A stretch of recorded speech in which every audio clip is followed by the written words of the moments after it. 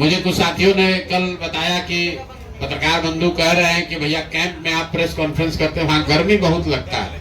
तो भैया कभी कभी आप लोग भी गर्मी का मजा लीजिए, ताकि बिहार की जनता किस परिस्थिति में रह रही है उसका एहसास आपको पहले से भी है, थोड़ा थोड़ा उसका अनुभव हम लोग को साथ में भी मिल के करना चाहिए। आप सबका इस गर्मी में आने के लिए स्वागत।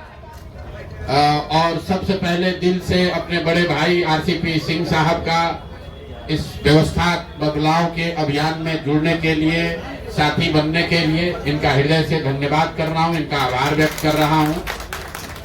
अब आज से सबसे ज्यादा टीका टिप्पणी लोग करेंगे कि आरसीपी जी जनसुराज में शामिल हुए, कि प्रशांत किशोर गए, कि कौन ऊपर था कौन नीचे था।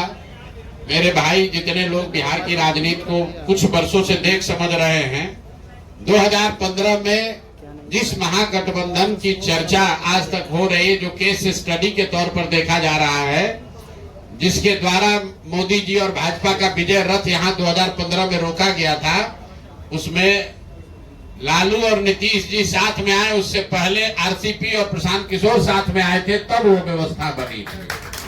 तो इसको मैं उसी संदर्भ में देखता हूं। इनका लंबा प्रशासनिक और राजनीतिक अनुभव है। संगठन और समाज, बिहार के संगठन और समाज को समझने और उसके साथ काम करने का जो अनुभव है, बिहार में बहुत कम ऐसे लोग हैं जिनको इतना लंबा अनुभव है। प्रशासनिक अनुभव की तो मैं बात ही नहीं कर रहा हूं।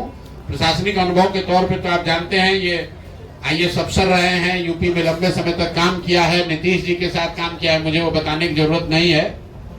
लेकिन मैं जो देखता हूं, मैं भी बिहार में हजारों नेताओं से, लोगों से मिला हूं। मैं समझता हूं कि बिहार के समाज के विभिन्न वर्गों की, बिहार की समस्याओं की और बिहार की राजनीतिक संगठन की, चाहे वो जदयू हो, भाजपा हो, किसी भी दल की, जितनी समझ आरसीपी साहब को है, वो बहुत कम लोग उस समझ को रखते हैं। इसलिए अगर ये आज हम लोग के साथ, हम लोग साथ में दोनों आ रहे हैं, तो इसका बहुत बड़ा फायदा बिहार की उस सोच को, ये मत कहिए कि जनसुराज को फायदा होगा, उसका बहुत बड़ा फायदा उस सोच को होगा, जिस सोच में लोग चाहते हैं कि बिहार में एक नई राजनीतिक व्यवस्था, एक नया विकल्प बने।